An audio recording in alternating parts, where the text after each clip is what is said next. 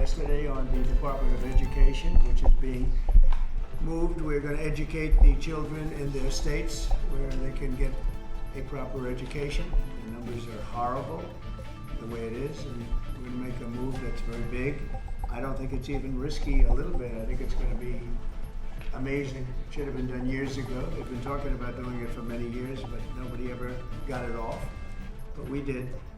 And there was great excitement and great acceptance of it by almost everybody, including a lot of Democrats, actually. I do want to say that I've decided that the SBA, the Small Business Administration, headed by Kelly Loeffler, is a terrific person, will handle all of the student loan portfolio. We have a portfolio that's very large, lots of loans, tens of thousands of loans, pretty complicated deal. And that's coming out of the Department of Education immediately, and it's going to be headed up by Kelly Loeffler at SBA, and they're all set for it. They're waiting for it. It'll be serviced much better than it has in the past. It's been a mess. And also, Bobby Kennedy, the Health and Human Services, will be handling special needs and all of the nutrition programs and everything else. Rather complex, but that's going to be headed by and handled by Health and Human Services.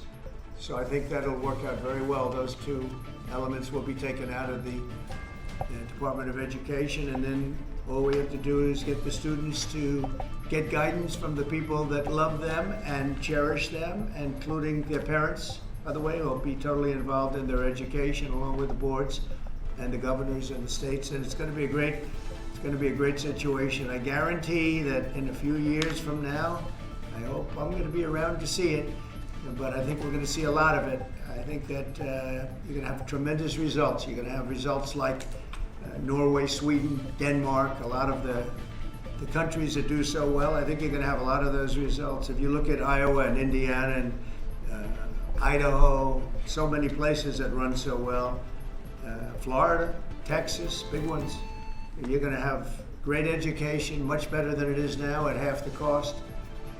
And we're not even doing it as a cost item, although you will save probably half, maybe more than that. And you're not going to be at the bottom of the list. You're going to be much higher, and maybe you'll be, I will guarantee some of the states will be at the top of the list. They'll be comparable or better than these number 1, 2, 3, 4, 5 countries, the countries that are in the top 5 positions. So that's, to me, it's very exciting, and it's been received very well. So I just wanted to tell you about the student loans and special needs. But we're here for a reason today that is very exciting, and I'm thrilled to announce that at my direction, the United States Air Force is moving forward with the world's first 6th generation fighter jet. Number 6, 6th generation. Nothing in the world comes even close to it. And it'll be known as the F-47. The generals picked a title, and it's a beautiful number, F-47. It's something the likes of which nobody has seen before in terms of all of the attributes of a fighter jet. There's never been anything even close to it, from speed to maneuverability to what it can have to payload. And this has been in the works for a long period of time. After a rigorous and thorough competition between some of America's top aerospace companies, the Air Force is going to be awarding the contract for the next generation air dominance platform to Boeing. As you know, was highly competed for. There was a lot of competition, generals, and it's been going on for a long time. Very, very tough competition, but this plane has produced numbers that nobody's ever seen before. The F-47 will be the most advanced, most capable, most lethal aircraft ever built. An experimental version of the plane has secretly been flying for almost 5 years, and we're confident that it massively overpowers the capabilities of any other nation. There's no other nation. We know every other plane. I've seen every one of them, and it's not even close. This is a next level. You know, level 5 is good. This is level 6, they say. The F-47 is equipped with state-of-the-art stealth technology. It's virtually unseeable and unprecedented power. It's got the most power of any jet of its kind ever made. maneuverability likewise is there's never been anything like it, despite the power and speed. Its speed is top. It's over 2, which is something that you don't hear very often. America's enemies will never see it coming. Hopefully we won't have to use it for that purpose, but you have to have it. And if it ever happens, they won't know what the hell hit them. A new fleet of these magnificent planes will be built in the air during my administration for the next couple of years. It's ready to go. They've already built much of what has to be built in terms of production, including the sheds. We'll ensure that the USA continues to dominate the skies. We've given an order for a lot. We can't tell you the price because it would give way to some of the technology and some of the size of the plane, good sized plane. This contract also represents a historic investment in our defense industrial base, helping to keep America at the cutting edge of aerospace and technology. Our allies are calling constantly. They want to buy them also, and certain allies will be selling them, perhaps toned down versions. We like to tone them down about 10%, which probably makes sense because someday maybe they're not our allies, right? But I would like to ask Secretary Hegseth, who's doing a fantastic job. He's really been very inspiring in so many ways, and I must say that before he speaks, we have had record people wanting to join our military in the last 2.5 months, literally since this, I think probably since the election, November 5th, but especially since we came to office and since I announced Pete. He's young, he's smart, he's strong, he loves it, and they love him, but we've had record numbers of people wanting to join our military. Now, if you go back 6 months, it was the exact opposite. You had record numbers of people not wanting to join the military. Now you have record numbers of people wanting to be in our military, and that's a great honor. That shows you we're really on the right track. So, Pete, maybe say a few words. Sure. Well, Mr. President, this is a big day. This is a big day for our warfighters. This is a big day for our country, a big day in the world.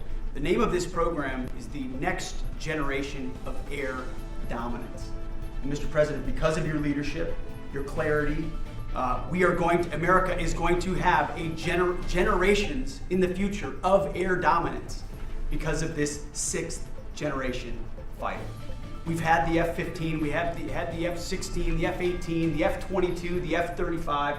Now we have the F-47, which sends a very direct, clear message to our allies that we're not going anywhere, and to our enemies that we will be able to project power around the globe unimpeded for generations to come. Mr. President, this is a gift to my kids and your kids, to my grandkids and your grandkids. This is a historic investment in the American military, in the American industrial base, in American industry that will help revive the warrior ethos inside our military, which we're doing, rebuild our military, which the previous administration did not do, by the way, Mr. President. They paused this program and were prepared to potentially scrap it. We know this is cheaper, longer range, and more stealthy. President Trump said we're reviving it and we're doing it. And then we are also going to reestablish deterrence. Under the previous administration, we looked like fools. Not anymore. President Trump has reestablished American leadership. The F-47 is part of it. And Mr. President, thank you for having the courage to do it and leading the way for all our warfighters. Thank you very much, Pete. One of the things I will say, but the generals are going to speak in just a couple of seconds, but this plane flies with drones. It flies with many, many drones, as many as you want, and it's a technology that's new, but it doesn't fly by itself. It flies with many drones, as many as we want, and that's something that no other plane can do. So I'd like to introduce, if I might, Air Force Chief of Staff General David Alvin, and also General Dale White, two incredible people that I've known over the years, but I got to know really well over the last few months. And would you say a few words, please, General? Thank you very much, Mr. President. Mr. President, Mr. Secretary, thank you so much for your unwavering commitment to our military. I will say that this is a big day. This is a big day for our United States Air Force as well. You know, air dominance is not a birthright. but it's become synonymous with American air power. But air dominance needs to be earned every single day. And since the earliest days of aerial warfare, brave American airmen have jumped into their machines, taken to the air, and they've cleared the skies. And whether that be clearing the skies so we can rain down destruction on our enemies from above, or we can clear the path for the ground forces below, that's been our commitment to the fight, and that's really been our promise to America. And with this F-47 as the crown jewel in the next generation air dominance family of systems, we're going to be able to keep that promise well into the future. I also want to thank everyone from industry and the government, our engineers, who have worked tirelessly on this program to bring it where we are right now today. This shows that American talent, American skill, and American determination are second to none, because this platform is second to none. So we believe that this provides more lethality, it provides more capability, more modernized capability in a way that is built to adapt. This, along with our collaborative combat aircraft the President talked about with drones, this is allowing us to look into the future and unlock the magic that is human-machine teaming. And as we do that, we're going to write the next generation of modern aerial warfare with this. This enables us to do this. The manner in which we put this program together puts more control in the hands of the government, so we can update and adapt at the speed of relevance, at the speed of technology, not at the speed of bureaucracy. This is more Air Force. This is more options for the President. We say as our mission in the United States Air Force is to fly, fight, and win air power anytime, anywhere. If you want to go anywhere, you have to have a platform that gets you anywhere. This provides the President options from the very one end, which is a quick response, and then we can get right back into fighting stance without having to deploy troops that are going to take maybe months and cost more lives. We can be back in fighting stance, and maybe we restore that deterrence. All the way to decisive victory as part of a joint force that is the most lethal and capable military ever in history. That's what we provide now, and this allows us to provide it into the future. It's more deterrence, more capability. It's what peace through strength looks like into the future, Mr. President. And so we're very proud to do that. And all we can say is, on behalf of the United States Air Force, let's deliver. Thank you very much. Thank you, General. Would you like to say something? No, sir, I'll just double check what the chief said. He knows what to do. Generational He knows lead. who the boss is. That's exactly right.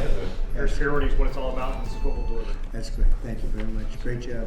We've worked together long and hard on this, and this was a big secret. In fact, we don't show too much of the plane for that reason. See what we show?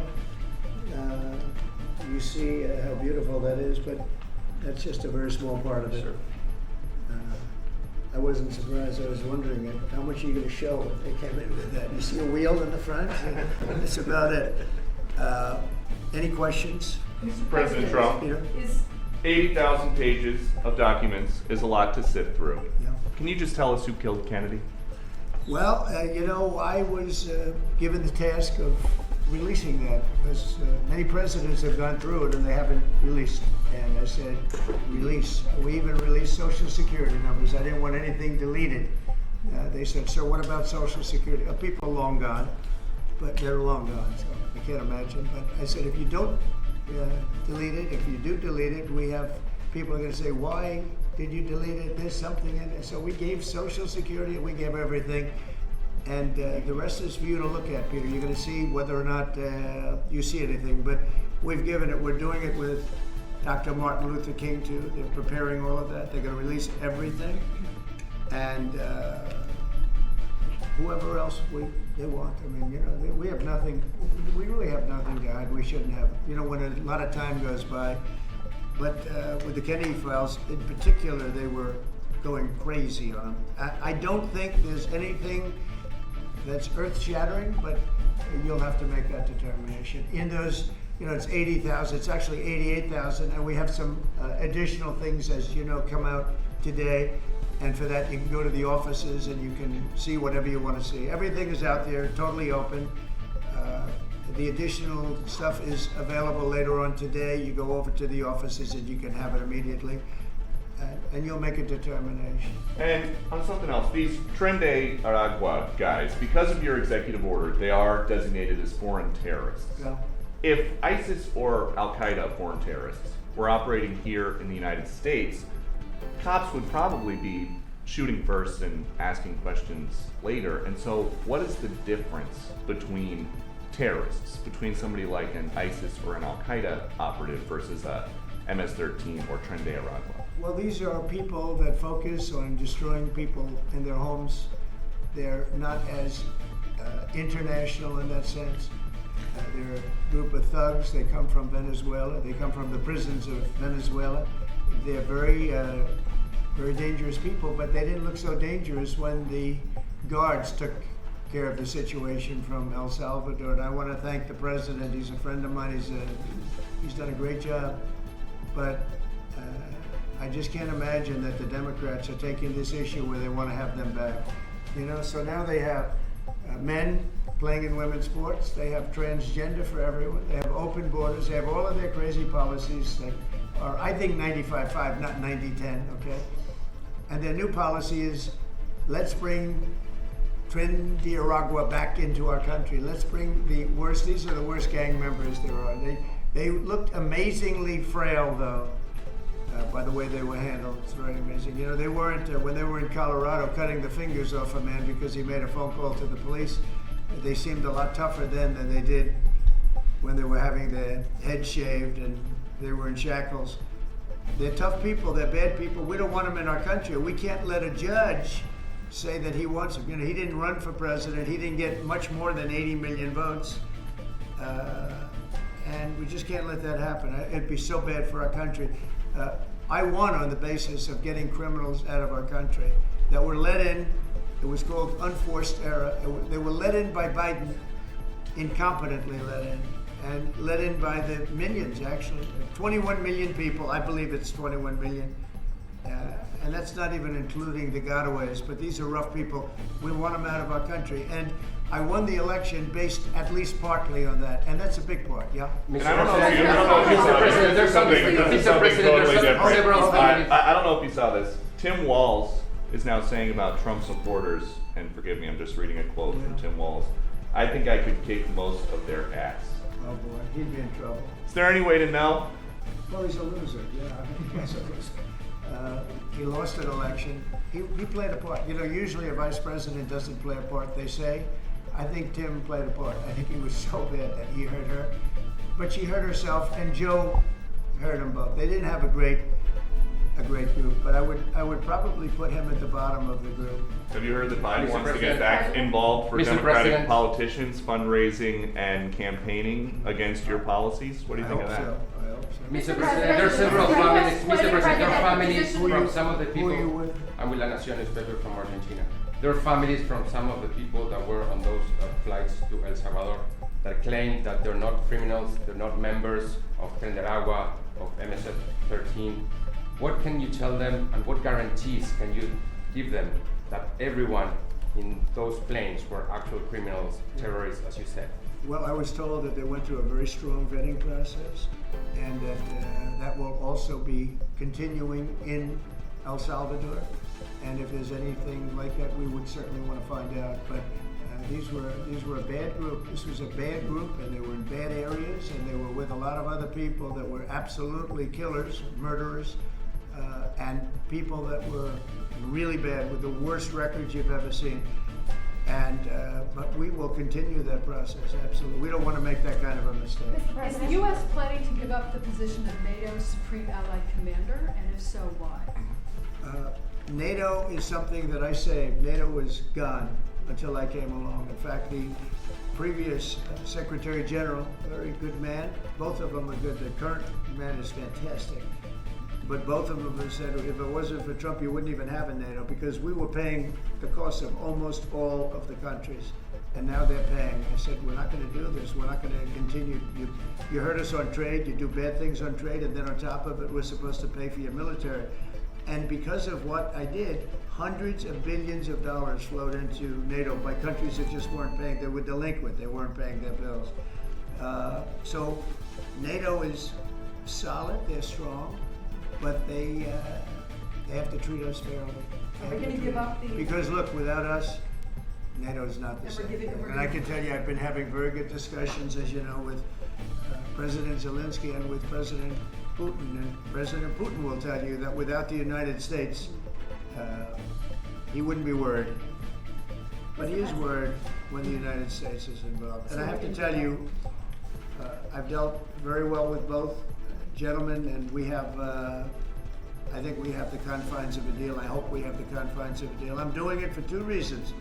Number one, and by far most importantly, thousands of young people, and they're not American people, they're Russian and they're Ukrainian, are being killed every week, thousands a week. And also the United States has paid, because of Biden, $350 billion on a war that should have never happened.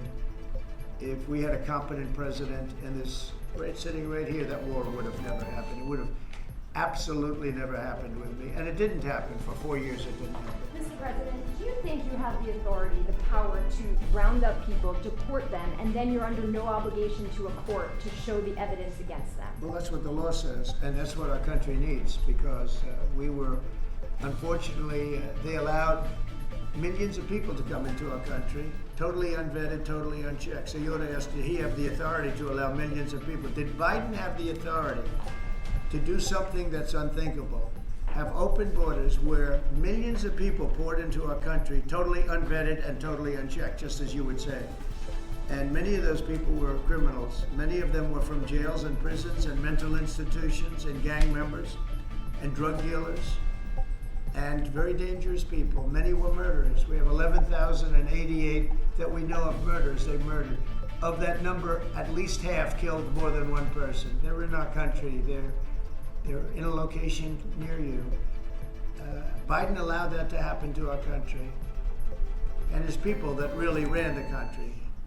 And the person that operated the auto pen, I think we ought to find out who that was, because I guess that was the real president. So when you ask me if we have the authority, did Biden have the authority to allow millions of people to come into our country? Many of these people, hardened criminals at the top of the line who have caused tremendous damage in our country. You see them in New York City fighting with our police. I mean, literally having fist fights in the street with our police.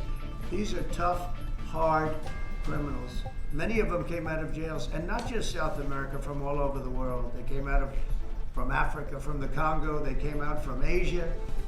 Not just South America, but many from South America. These are hard, tough criminals, and we have to get them out. And a judge sitting behind a bench someplace got a nice appointment. You can't take that away from the people that are responsible. Now, in this case, Marco Rubio has a lot of big decisions to make, and he's a fantastic person, a great man. I think he'll be our best. I think he has a chance to be our best Secretary of State. He's been doing incredibly. He works so hard. He's gone to so many different countries already, and he's got the authority to get bad people out of our country. And you can't stop that with a judge sitting behind a bench that has no idea what goes on, who happens to be a radical left lunatic. Do you think the judiciary is You guys today are denying this New York Times report that Elon Musk was going to be shown a 20 to 30 page presentation about a theoretical war plan against China. Why not just show it to Elon? Because I don't want to show it to anybody. You know, you're talking about a potential war with China. Now, I deal with these people all the time, and I'm dealing with Pete, I'm dealing with these gentlemen on numerous different airplane purchases, and I think they're all going to be great. But I don't want other people anybody seeing potential war with China. We don't want to have a potential war with China, but I can tell you if we did, we're very well equipped to handle it. But I don't want to show that to anybody, but certainly you wouldn't show it to a businessman who is helping us so much. He's a great patriot. He's paying a big price for helping us cut costs, and he's doing a great job. He's finding tremendous waste, fraud, and abuse. But I certainly wouldn't want, Elon has businesses in China, and he would be susceptible perhaps to that. But it was such a fake story. The New York Times is just as fake as CNN and MSDNC. And anybody read that story, people laughed at that story. Who would do such a thing? And the first thing I did is I called Susie and I called Pete. I said, is there any truth to that? And they said, it's ridiculous. No, he's over there to talk about cost. You might want to address that, Pete. But Elon was over there today to address cost. Doge, thing called Doge, which you've heard about. That's exactly right, Mr. President. You pointed out it was a fake story. We pointed out it was. It was meant to sort of undermine whatever relationship the Pentagon has with Elon Musk. Elon Musk is a patriot. Elon Musk is an innovator. Elon Musk provides a lot of capabilities our government and our military rely on, and I'm grateful for that. We welcomed him today to the Pentagon to talk about DOGE, to talk about efficiencies, to talk about innovations. It was a great informal conversation. The rest of that reporting was fake. There was no war plans, there was no Chinese war plans, there was no secret plans. That's not what we were doing at the Pentagon. I might add that I think Elon, if they ever wanted to do that, I think Elon wouldn't do it. I think he wouldn't do it. He wouldn't want to put himself in that position. But if you read what's out of the New York Times, it's such a dishonest newspaper. It's such garbage. It's, it used to be called all the news that's fit to print. Well, it's all the news that's not fit to print. They have fake sources, or they don't have sources. I think they make most of it up. But this was a made-up story by the New York Times. I call it the failing. It's a failing newspaper. It's failing. And they shouldn't do that. They really are the enemy of the people. And We do need honest journalism in this. We've made such big strides over the last 2 months, but we just need honest journalism, and we don't have it. When you have a CNN, you have to watch these people every once in a while just to see where they're coming from, and it's so dishonest. MSNBC is, I think, probably worse, and they're both doing horribly in the ratings. I think they're going to be turned off. I don't think they're not doing any ratings. You're doing well in the ratings.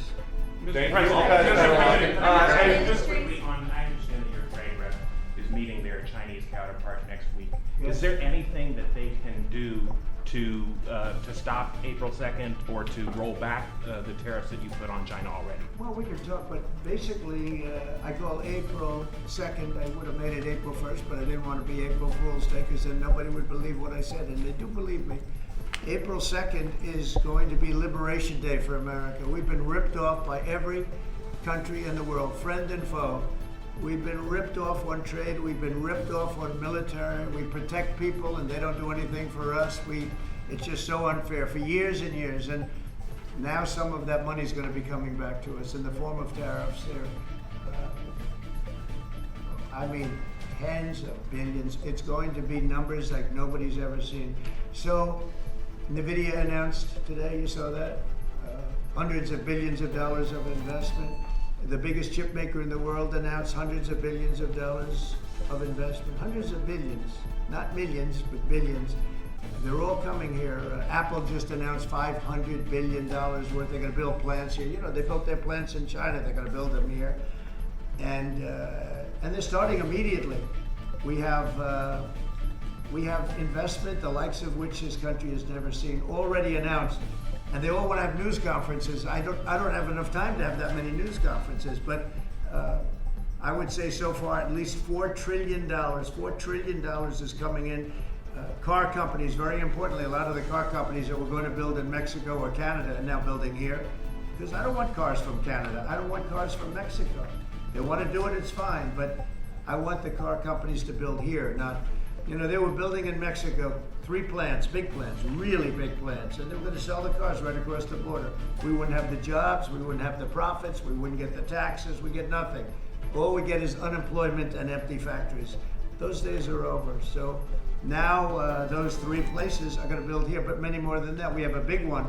Honda is building, just announced a really big plant in Indiana, great state, smart place to build. And we have many car companies coming here. The steel mills are going to be booming, And many other things come with that, but we need that for defense. There are certain things you have to have. You have to have steel. We would have had, if I didn't do in my first term tariffs to stop the onslaught, because they were dumping steel in order to destroy our steel plants. If I didn't do 50% and even 100% in certain cases tariffs on steel, you wouldn't have a steel plant in the United States. And Biden was unable to get rid of those tariffs because they threw off so much money that his numbers, which didn't work anyway, because his numbers were terrible, what he did, the way he spent money was so horrible, and what he allowed to happen to energy. That's the other thing. Energy is going to be like it's never been before. Mr. Vice President is here. Do you have anything to say while you're here? No, sir. I'm good Vice President. I'm just here to watch the show, sir. Okay. I think airplanes are pretty cool, so I wanted to check this out. Airplane's cool. It is cool. Is there anything that China can do to take off the trade war? Well, I'll be speaking to President Xi. I have a great relationship with him. We're going to have a very good relationship. But we have a $1 trillion deficit because of Biden with President Xi. More than that. I mean, I've heard $1.2 trillion. We have a deficit. And I've explained that to President Xi. We also have a problem where he's allowing fentanyl to be sent into Mexico and then cross the border and, killing. I think the number is much higher than the 125, 115 that I think it's closer to 300,000 people a year. And so that's a problem. But they have a tremendous surplus against the United States, and we don't want that. Mr. President, why do you want to control Ukraine's power A plant? number of countries have come to you asking for exemptions on tariffs. Is that something that is under consideration by you? Well, people are coming to me and talking about tariffs, and a lot of people are asking me if they could have exceptions. And once you do that for one, you have to do that for all. So, I mean, generally, I did something interestingly during 2 weeks ago. I gave the American car companies a break because it would have been unfair if I didn't. And everybody said, oh, he changed his mind on tariffs. I didn't change my mind. I helped our, sort of big three, big four. I helped some of the American companies. And instead of taking it properly, they said, oh, he changed it. I don't change, but the word flexibility is an important word. Sometimes there's flexibility, so there'll be flexibility, but basically it's reciprocal. So that if China's charging us 50% or 30% or 20%, and I don't mean China, I mean anybody, any country, Canada. Nobody knows that Canada's charging our dairy farmers. They have 270% tariffs. Nobody knows that. Nobody knows that. They have up to 400%. They have a couple of tariffs at 400%. Nobody knows that. Nobody talks about that. And remember, with Canada, we don't need their cars, we don't need their lumber, we don't need their energy, we don't need anything from Canada, and yet it costs us $200 billion a year in subsidy to keep Canada afloat. So when I say they should be a state, I mean that. I really mean that, because we can't be expected to carry a country that is right next to us on our border. It would be a great state, it would be a cherished state. The taxes for Canadian citizens would go down in less than half. They don't spend money on military because they think we're going to protect them. There are many things that they do, like icebreakers. They want us to provide icebreakers for them. Oh, that's wonderful. So, Canada, they're very tough traders too. I want to just tell you, all the people, they're tough traders. They trade very tough. And, the expression I use is, some people don't have the cards. I used that expression about a week and a half ago, right? Somebody was negotiating who didn't have the cards, who's now, I think, saying that he wants to do it, and I think we're going to have a big deal on that very special something. We got to make a deal on that. But Canada has been a very nasty negotiator against the United States, took advantage of the United States for a long time. But nobody knows that they were getting 270% tariffs on dairy products. Follow up on Canada, and I don't think I've heard you say this in all of the talk about Canada becoming the 51st state.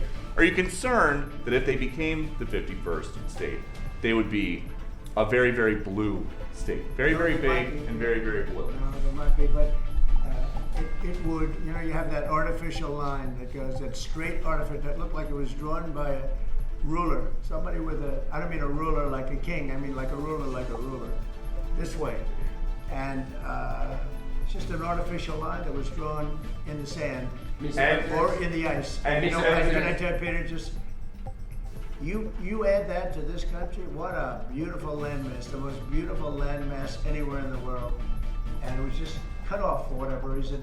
It would be great. Now, is it liberal? Maybe, but a conservative until I got involved, because I don't care who wins up there. I, frankly, probably would do better with a liberal than the conservative, if you want to know the truth. But just a little while ago, before I got involved and totally changed the election, which I don't care about, probably it's to our advantage actually, but the conservative was leading against, I call him Governor Trudeau.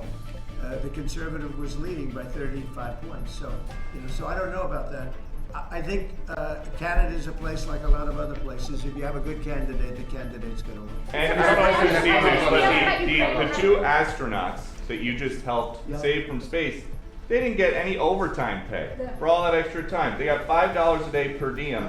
For 286 days, that is $1,430 in extra pay. Is there anything the administration can do to get them, to make them whole? Well, nobody's ever mentioned this to me. If I have to, I'll pay it out of my own pocket, okay? I'll get it for you. Mr. Mr. President, President, follow up on the you mentioned- political science. I like that. Mr. President, you President, mentioned the I'll deal. pay it right out of my, is that all? That's not a lot for what they had to go through. And I want to thank Elon Musk, by the way, because think if we don't have him.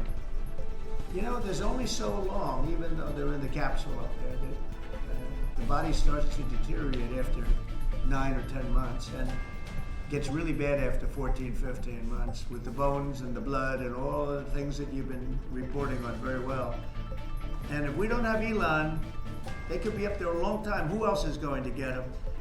And I just want to thank him. He's going through a lot, what they're doing to him. And these people are going to be caught, and they're going to be caught, and they're going to be prosecuted.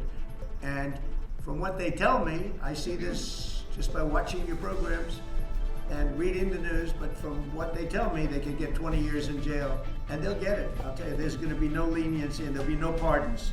I can tell you that right And you now. said this morning 20 years in jail, and then maybe you said this morning 20 years in jail, and then maybe they'll go to one of these prisons in El Salvador. Do you think with the way that the judges have been issuing injunctions, it would be easier or harder to send these Tesla domestic terrorists to a jail in El Salvador than these MS-13 or Tren de Aragua guys? Well, I view these people as terrorists just like others.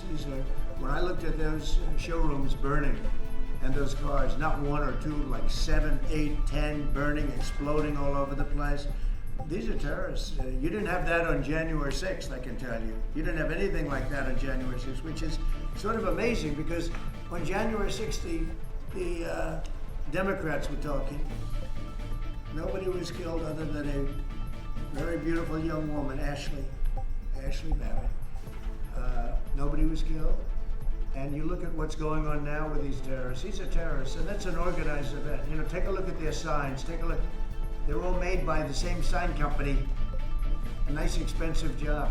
You know, these are the people that finance it are, in my opinion, in just as big a trouble as the people that are setting the match and setting the fires.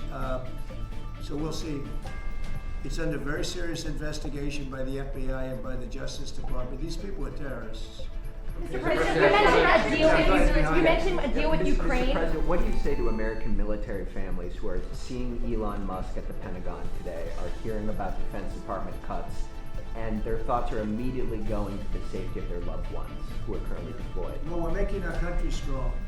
And when they see a thing like that and they hear that story about Elon and China, what they should do is realize that the New York Times is a corrupt institution, because I think they're the ones. They knew that story wasn't true. Nobody believed that story.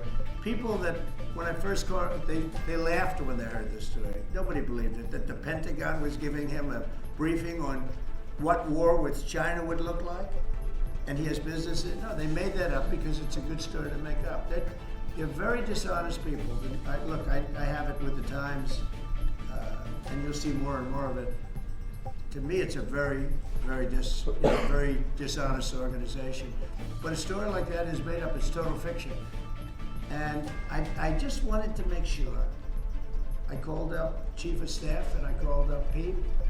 And I said, is there any truth to that? Absolutely not. He's there for Doge, not there for China. And if you ever mentioned China, I think he'd walk out of the room. He wouldn't take it anyway. So it's just a made up story. Nobody's taking better care of the military. One of the things that I know that Pete's doing is he's talking about a lot of the civilian staff, and we're going to get them other jobs. You know, we're going to have a lot of jobs in this country, but we don't want to have wasteful jobs. We want to have meaningful jobs. And those were wasteful jobs. Those are jobs that not only military, but jobs where people don't show up. You take a look at Department of Education. I've never seen so many buildings with the names on it. You go past one after another Department of Education, and they're empty. The people don't show up. You know why? Because they have other jobs. Because they're playing golf, or they're playing something. They're doing something. And we have a lot of great people, but we have to move that back to the States. We're going to make our country strong, and we're going to get people much better jobs. because we have companies moving into our country, the likes of which we've never seen before. Nothing like this has happened. And it's automatic. They don't want to pay the tariffs. How do you avoid paying the tariffs? You build your plant in the United States, and it's a beautiful thing to see. I see it. So far, I would say $4 trillion. Nobody's ever heard of them. No country's ever heard of numbers like that. $4 trillion, and those are the best ones. The biggest, best chip maker in the world. I'm not a fan of the CHIP Act, where you give billions of dollars away to companies that don't need it, and it won't bring them here. I'm giving nothing away. All they're doing is coming here, they're building because they want to avoid. Remember this on the tariffs too, because that's going to be, Liberation Day, April 2nd. It's reciprocal. If they charge us, we charge them. So somebody said, well, how much are the tariffs? Very fair. If India, as an example, has been very bad to us on tariffs, they charge 100%, 200%, whatever they charge. Now, Europe just announced they're lowering the tariffs on cars. We charge like a joke, 2.5%. That's what this country charges. Europe just announced that they're reducing their tariffs on cars to 2.5%. It's nice. But they also have non-monetary tariffs where they make it impossible for the cars to get in even without the dollars on them, the dollar signs. It's called a non-monetary tariff, where they put on controls where no matter what happens, because they don't want cars, they don't want the American car in their market. And yet they send us millions of cars, they send us big agriculture, they don't want our agriculture, they don't want anything from us. European Union's very tough, but now it's fair. So whatever they do to us, we do to them. Mr. President, you mentioned last month. You mentioned as Russia continues to attack Ukraine, are you planning to impose any sort of sanctions? Well, they're fighting against each other. Yeah, I think we're going to have a ceasefire on a lot of areas, and so far that's all held very well. And getting that ceasefire, they had a lot of guns pointing at each other. We had some soldiers, unfortunately, surrounded by other soldiers, and they are going to be, I believe, we're going to pretty soon have a full ceasefire, and then we're going to have a contract. And the contract's being negotiated, the contract in terms of dividing up the lands, et cetera, it's being negotiated as we speak. What do you say to critics who say that your actions towards law firms amount to coercion? Well, the law firms all want to make deals. You mean the law firms that we're going after, that went after me for 4 years, ruthlessly, violently, illegally? Are those the law firms you're talking about? They're not babies, they're very sophisticated people. Those law firms did bad things. They went after me for years. Russia hoax. All a hoax. It was a hoax. It was Hunter Biden's laptop. It didn't come out of Russia, by the way. It was came out of his bedroom. It was all a hoax, developed by Democrats. Hillary, I don't think Biden did, because I don't think Biden knows what the hell he's doing, frankly, based on everything I see. I've seen things since being here that are so sad. What he's done to this country, what he and they did to this country, those people that surrounded him, who, by the way, are radical left but smart. He's not smart, he was never smart. But these are radical left, smart people. They totally controlled him. He did whatever they told him to do. And it's a shame. It's so sad to see what happened, what they've done to this country, both not only the inflation you saw, but allowing millions and millions of criminals into our country. That's an inexcusable act. And many other things besides that. Thank you very much. Mr. President, can we talk one more question on Ukraine? Why do you want to control Ukraine's power plants, sir? Thank you. Thank you very much. Just want to start by saying we had a meeting yesterday on the Department of Education, which is being moved. We're going to educate the children in their states where they can get a proper education. The numbers are horrible the way it is, and we're going to make a move that's very big. I don't think it's even risky a little bit. I think it's going to be amazing. It should have been done years ago. They've been talking about doing it for many years, but nobody ever got it off. But we did.